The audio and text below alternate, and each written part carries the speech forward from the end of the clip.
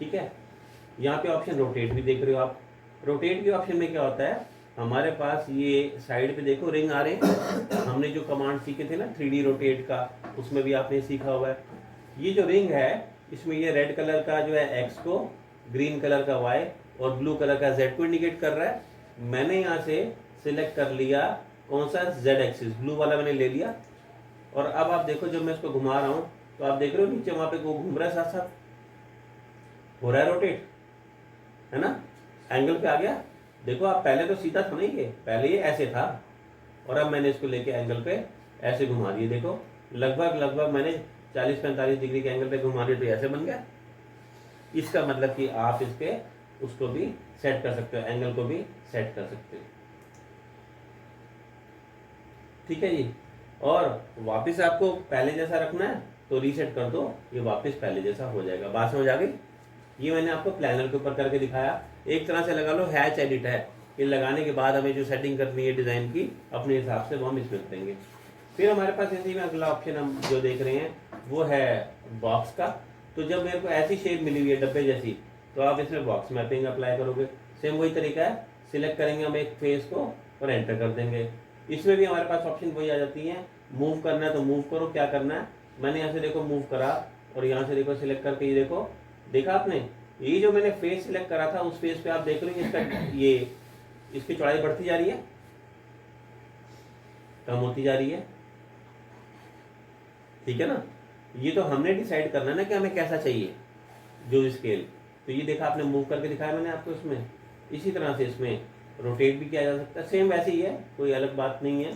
ये देखो रोटेट करा तो हमने, ये रोटेट भी कर रहा है इसमें। ये देखो रोटेट, रोटेशन आपको टॉप फेस पे देखो, ऊपर वाले फेस पे देखो रोटेशन का रिजल्ट दिखाई दे रहा है। ये देखो ऊपर ये घूम के इस एंगल पे आ गया, है ना। आप ये देखिए, ये देखो अब आपको इधर वाले फेस पे दिखाई दे रहा है, कौन से, ये वाले फेस पे दिखाई दे रहा है। और मैंने जो वाई को सिलेक्ट कर लिया तो इधर वाले फेस पे भी दिखाई दे रहा है। देखा आपने, इस वाले फेस में भी अब एंगल पे आ गया। जब मैंने वाई पे घुमाया तो इधर दिखाई दिया, जब मैंने एक्स पे घुमाया तो इधर दिखाई दिया, और जब मैंने जेड पे घुमाया तो टॉप फेस में दिखाई दिया। ऐसे ही होता है ना, जो भी एक्सिस आप लोगे तो उसके एक फेस के ऊपर आपको उसका रिजल्ट दिखाई देगा। तो मेरे को अगर इसको सीधा ना रख के किसी एंगल पे घुमाना था तो आपने रोटेट कर लिया बॉक्स में। मैं इसको रीसेट कर देता हूँ तो ये वापस अपने जैसा है, पहले जैसी सेटिंग ले लेगा। ठीक।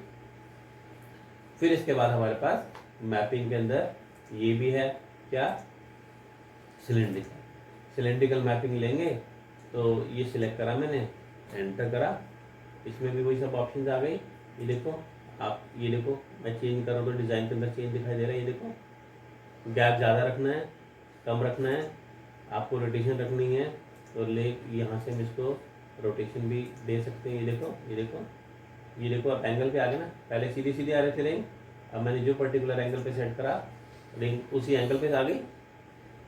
ठीक है। ये हो गया आपका सिलेंड्रिकल। देखो नीचे सिलेंडर कैसे ऐसे घूम गया ना, उसकी वजह से तो ऐसा आ रहा है। ये इसका टेक्सचर हम छोटा बड़ा कर पा रहे हैं। आपका टोटल कंट्रोल है इसके ऊपर, आप जैसा चाहो वैसे हम कर सकते हैं। ठीक है। और इसी तरीके से स्फेरिकल भी है। स्फेरिकल आप लोगे तो यहाँ से आप सिलेक्ट करो इसको, एंटर करो, और स्फेरिकल में भी हम वो सब चेंजेस कर सकते हैं। तो अगर मटेरियल हमारे पास ऐसा होना चाहिए जिसके ऊपर हमें इफेक्ट चेंजेस करते हुए दिखाई दे। ठीक है। तो इस तरीके से आप इसमें मैपिंग को कर सकते हो। किसी मटेरियल को लगाने के बाद हटाना चाहो तो रिमूव मटेरियल का ऑप्शन है, ये रहा, इसको लेंगे, क्लिक कर देंगे, ये मटेरियल इसमें से हट गया, ये वापस फ्री हो गया, है ना। मटेरियल ब्राउजर लिया मैंने, अगर मेरे को फिर दोबारा से कोई मटेरियल इसके ऊपर लगाना है तो आप यहाँ से सिलेक्ट करो और इसके ऊपर ला के रिलीज कर दो। ये देखो, ये देखो, ये मैंने इसके ऊपर मटेरियल लगा दी तो वो दिखाई देने लगा। ठीक है। तो हम मटेरियल को रिमूव भी कर सकते हैं। इसमें एक ऑप्शन अटैच बाय लेयर का भी है। इसमें क्या होता है कि जैसे आपने लेयर बनाना पहले सीखा था ना, लेयर बनाना सीखा था हमने, तो इसमें क्या होता है कि आप अलग अलग लेयर को सीधा मटेरियल दे दो। जैसे मान लो कि देख, तो मैं इसमें मेरे पास ड्राइंग है एक 3D की, उस पर अगर हो सकेगा तो मैं करके दिखाता हूँ आपको। हाँ, ये 3D की ड्राइंग है।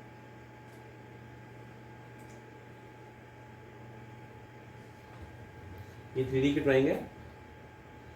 3D की ड्राइंग में हमने लेयर्स का इस्तेमाल किया है। ठीक है, ये लेयर 0 लिखा हुआ है, इस पे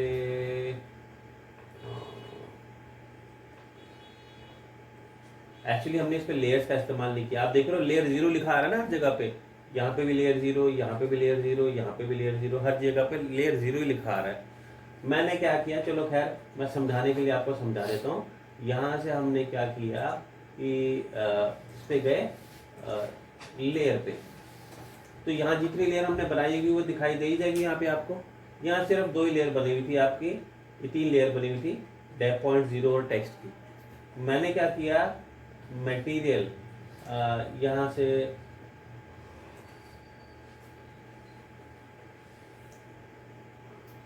हमारे पास अभी यहाँ पे कोई अपलोडेड मटेरियल तो है नहीं, मैं ले लेता हूँ। मैंने क्या किया, मैसेंजरी में से जाके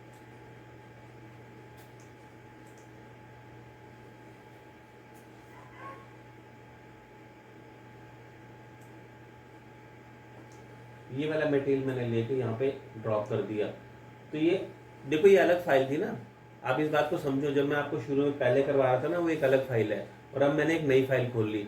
इस फाइल के अंदर फिलहाल कोई मटेरियल नहीं था, मैंने एक मटेरियल लाके हवा में यहाँ पे छोड़ दिया, तो मटेरियल यहाँ पर ऐड हो गया ना। तो मटेरियल तो ऐड करना ही पड़ेगा। मैं आपको यहाँ से लेयर पे करके दिखा रहा हूँ। तो मैंने क्या किया, यहाँ से ऑप्शन ली अटैच बाय लेयर का। जब हम अटैच बाय लेयर लेते हैं तो जो आपने मटेरियल बनाए थे वो यहाँ पे है सारे, और जो लेयर बनाई है वो सब यहाँ पे है। आपने यहाँ से उठाया मटेरियल को और लाके इसके ऊपर रिलीज कर दिया। आप देख रहे हो 0 लेयर के आगे वो मटेरियल दिखाई दे रहा है लिखा हुआ रिवर स्टोन के नाम से। मैंने इसको ओके कर दिया, पर ये दिखाई भी नहीं दे रहा क्योंकि आपने इसको रियलिस्टिक पे सेट करा नहीं। जैसे मैंने रियलिस्टिक पे सेट करा, ये पूरा का पूरा सेम में दिखाई देने लगा है ना। क्यों सेम दिखाने लगा, क्योंकि लेयर ही हमारे पास एक थी। मैंने इसमें अलग अलग लेयर नहीं बनाई। अगर हमने ऐसा करा होता कि वॉल की अलग लेयर होती, बाउंड्री की अलग होती, फ्लोर की अलग होती, तो मैं सभी लेयर पे अलग अलग मटेरियल लगा के दे सकता था। बात क्लियर हो गई आपको, है ना।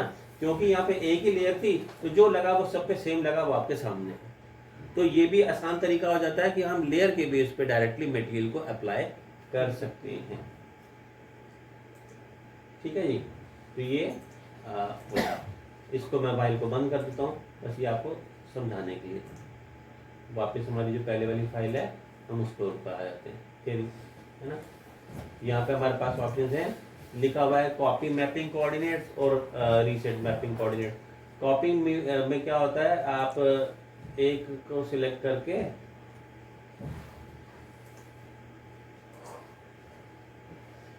यहाँ पर वापस जैसे रीसेट करना, मैंने आपको बताया रीसेट मैपिंग कोऑर्डिनेट, बीच भी इसको आप सिलेक्ट करके एंटर करेंगे, ये वापस रीसेट करेगा, उसको पहले जैसा कर देगा। देखा आपने, पहले जैसा हो गया ना ये। रीसेट कॉपी में अभी तो मैंने आपको समझाया रीसेट कैसे करते हैं, तो रीसेट उस तरीके से हो जाए। ठीक है, तो इस तरह से हम अपनी ड्राइंग में अलग अलग तरह के मटेरियल्स को लेके अप्लाई करते हैं और अपनी ड्राइंग को रियलिस्टिक बनाते हैं, मीनिंगफुल बनाते हैं। ठीक है, इसकी प्रैक्टिस करके देखो आप। और 3D में अब आपका लाइट्स और रेंडरिंग रहता है, तो उम्मीद है हम इस हफ्ते में कंप्लीट कर लेंगे। ठीक है, देखो उसकी प्रैक्टिस करो। हेलो।